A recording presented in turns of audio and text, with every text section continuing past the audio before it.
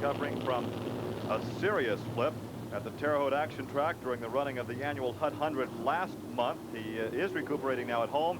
He'll be back to racing duty at the resumption of racing in the 1982 season. But today he must wait and listen to what happens here, because this man right here, Larry Rice in car 55, is only 17 points behind Vogler. And the man driving car 58 is only 45 points behind. That is Jack Hewitt. Here is the situation. Should Rice finish 5th or better, he takes the title. If Hewitt in car 58 should win, Rice would have to finish 6th or better to win the title. If they finish out of the top 6, then the title goes to Rapid Rich Vogler.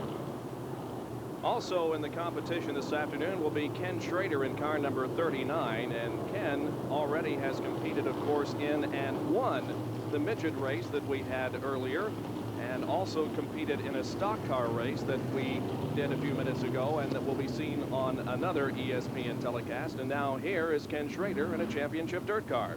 In a non-painted fiberglass nose. That's what they look like without the dressing. And Steve Kinzer also will be in competition this afternoon. Steve Kinzer, the winner of the sprint car race, coming from the tail of the field, and that's where we'll have to start this race, because he did not qualify this car, but rather was competing at Syracuse, New York yesterday when qualifications were being held. So Steve Kinzer relegated to the back of the pack, but he'll be charging for the lead at the drop of the green. And this Eldora Speedway served as the host for the opening race on the Silver Crown Series last spring. That race, incidentally, was won by Steve Kinzer. So the cars now are out there on the racetrack, all 20 of them, and they are lining up in their respective order. Here is the point standing situation. Rich Vogler with 490. Second place, Larry Rice with 473. Third place, Jack Hewitt with 445. In fourth place is George Snyder with 390, and George is not here this weekend. In fifth place in the Silver Crown point standings with 310 points is Tom Bigelow. Sixth, Sheldon Kinzer with 270. Gary Bettenhausen is seventh with 232. Then Joe Saldana with 231. Mark Alderson is ninth with 159. And Jim McElreath 10 with 147. And McElreath is not here this afternoon. I think we should mention the record of this Tom Bigelow driving car 56 this afternoon. For a long time, he was considered the Usac bridesmaid. He finished second in the sprint division on 3 occasions, second in this championship dirt division on 3 occasions, before finally winning the sprint car championship. He has won 52 times in Usac sprint competition, which is number 1 on the all-time win list in that division. He is also tied with Al Unser with 6 wins in championship dirt competition, and that is also on top of the standings. So a very productive, very successful driver in car 56. Always a threat for the checkered flag, Tom Bigelow. The traditional wave lap has been completed, in which the crowd salutes the drivers and they wave back. Now we're ready to go racing, hopefully. Here comes the pack out of turn number 4. The starter looks them over, and they're in perfect formation. We are underway. The green flag is out, and the 50-lap Silver Crown Championship Dirt Car Division race is on. Down the backstretch, it is Gary Bettenhausen and Larry Rice. Bettenhausen moves into the lead going into turn number 3, and Rice drops back into second position. Here they are off of turn number 1, turn number 4 to complete lap number 1. It is Gary Bettenhausen, Larry Rice, Tom Bigelow, Larry Dixon, Jack Hewitt, Ken Schrader, and Mark Alderson in that order. Down the backstretch, it is Tom Bigelow, now beginning to move up on the tail end of that Larry Rice car for second position. The cars broad slide and try to find the racing surface up high. You can see that most of them are running that groove on the high side of the racetrack, both in turns 3 and turn number 4. Gary Bettenhausen stretches out the lead just a little bit now on Larry Rice, as again they move into turn number 3. Bettenhausen down off of turn number 4 completes lap number 3. Bettenhausen, Rice, Bigelow, Dixon, and Hewitt. 1, 2, 3, 4, 5. It takes 3 elements to be fast on this track in this type of a race car. Stand on the throttle, turn the car, and hold your breath, because these guys are driving just a whisker off that concrete wall all the way around. This is the battle for 6th position, involving Mark Alderson in car number 97 and Ken Schrader in car number 39. The battle for 6th. Mark Alderson in car number 97 with just a slight advantage now as we go back to check on Gary Bettenhausen. Keep an eye on Steve Kinser. He's all the way up to 10th in car number 3. He came from the back of the pack to win an earlier sprint car feature this afternoon, and he's now on the move. And he is just about to pass Chuck Amati, or at least trying to. Amati in car number 71.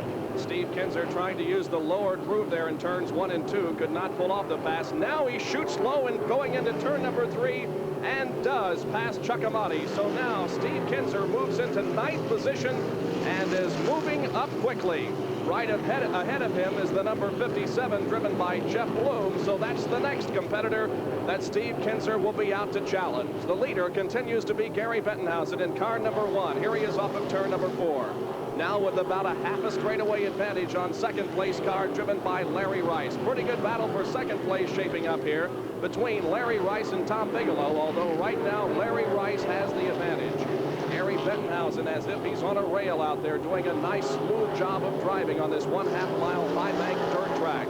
Bettenhausen, about a half a straightaway advantage on second place Larry Rice. Gary Bettenhausen is recognized as perhaps the best driver out here on this type of track. It is hard, it is slick, and in many cases a one-groove track. Gary Bettenhausen is hard to beat. And once again, we check on the progress of Steve Kinser. He is running in 9th position. And Tom Bigelow is slowing down on the main straightaway. The third place car of Tom Bigelow is slowing dramatically going into turn number 1. So Tom Bigelow apparently has a mechanical problem, and he is going to be dropping out of the competition. Steve Kinser, meanwhile, has gotten around the number 57 car of Jeff Bloom. There is Tom Bigelow pulling into the pit area, and apparently it's all over for Tom Bigelow. Steve Kinser here on the main straightaway still moves up, and Gary Bettenhausen still has the lead.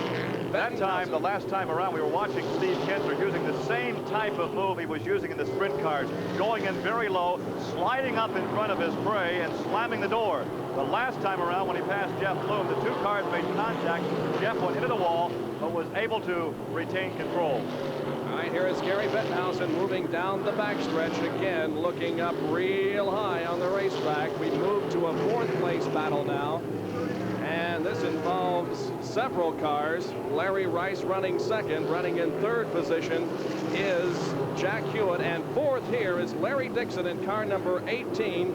5th already is Steve Kinser. So Kinser has moved up from the back of the pack to 5th at this time. Right ahead of him is Larry Dixon in 4th position in car number 18. Slower cars being lapped already here as we have completed 13 laps. So far, all of them green in this championship dirt car division. Gary Bettenhausen flashes down the backstretch and laps Manny Rockhold in car number 76. Once again, we begin to see this evidence of a dusty racetrack.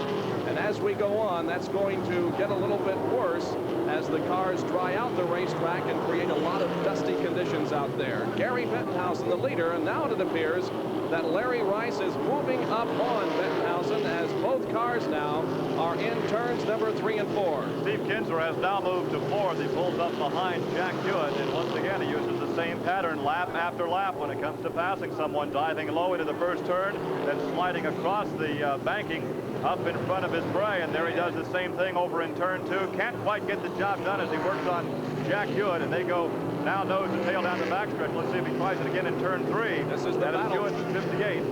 And Stevie Kinser in number 3. 3rd position. Look at Kinser go high now here in turn number 4 and trying to pass. Cannot do so. Now he goes low down into turns 1 and 2.